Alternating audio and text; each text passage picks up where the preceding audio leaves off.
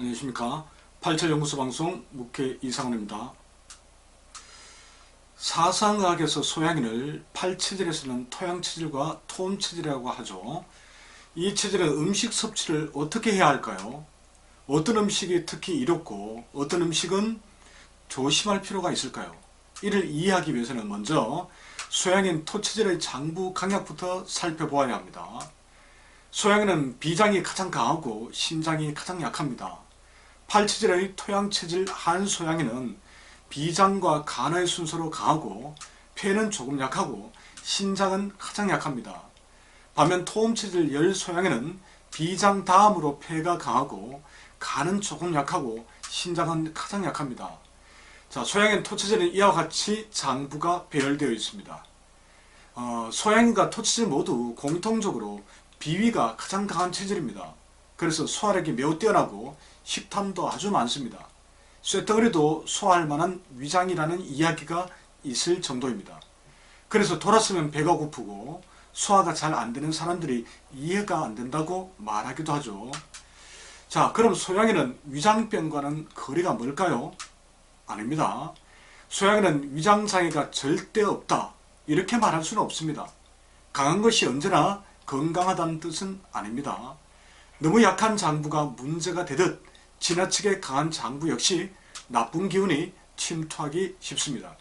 그리고 강한 장부의 압박을 받아 약한 장부는 더욱 약해져 장부 균형이 무너질 수도 있습니다. 그럼 건강 상태도 안 좋아질 수 있겠죠.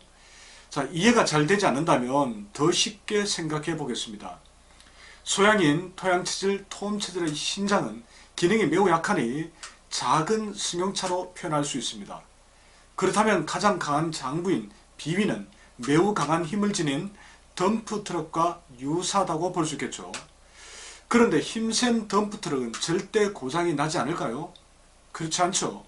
관리를 잘 못하면 언제든지 탈이 날 수 있습니다.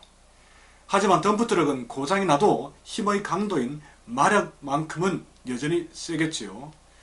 87연구소에 소양인 토양체질, 토음체질을 상담할 때 비위가 매우 좋은 체질이라고 말을 하면 정색을 하면서 본인은 현재 위장이 좋지 않다고 말하는 분들이 있습니다.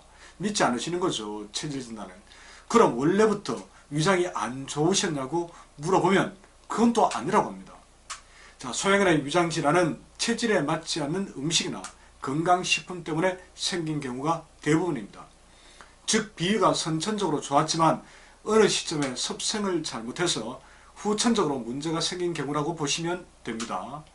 바로 강한 마력을 지닌 덤프트럭이 관리를 잘 못해 일시적으로 고장이 난 것이지요.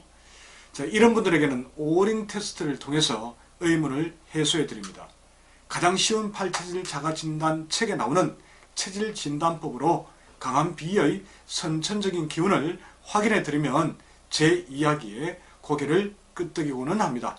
그럼 어떤 음식이 소양인의 강한 비장과 위장을 탈인하게 만드는 것일까요?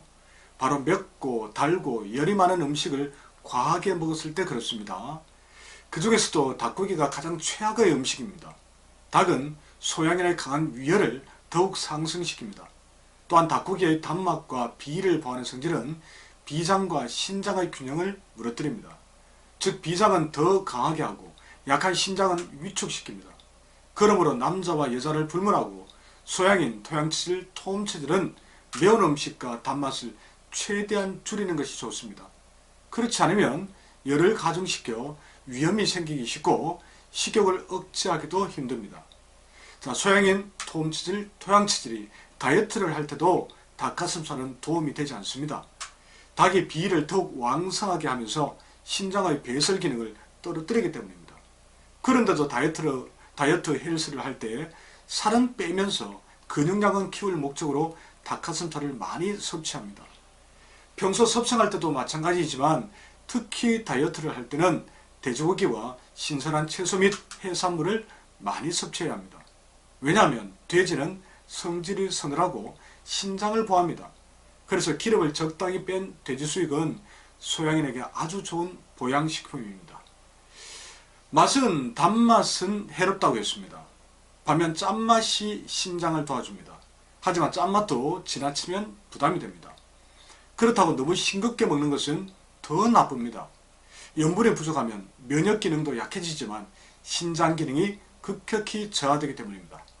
그러므로 소양인 토채질은 절대로 저염식을 해서는 안 됩니다. 무엇이든 적당히 드시는 것이 좋습니다. 자, 소양인은 대체로 술을 잘 마십니다. 비록 소양인의 대부분을 차지하는 톰치질 열 소양인은 간이 약하지만 소화력이 강해 대체로 술을 잘 받아내는 편입니다. 게다가 성격 역시 급하고 분위기를 잘 타며 식탐도 많아서 대주가가 많습니다.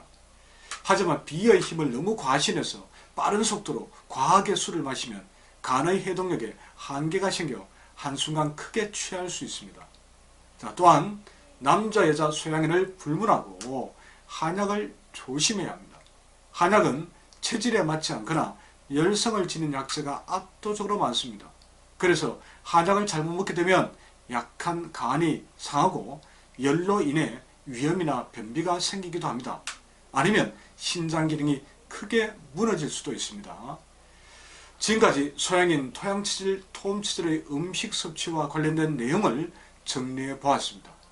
소양인 체질에 관한 더 많은 내용이 궁금하시다면 2달 전쯤에 저 묵계가 출판한 가장 쉬운 팔체질 자가진단을 참고해 보시기 바랍니다. 체질 이론이 명쾌하게 정리되어 있습니다. 자, 그럼 오늘 방송은 이것으로 마무리하겠습니다. 다음 방송에서 다시 뵙겠습니다.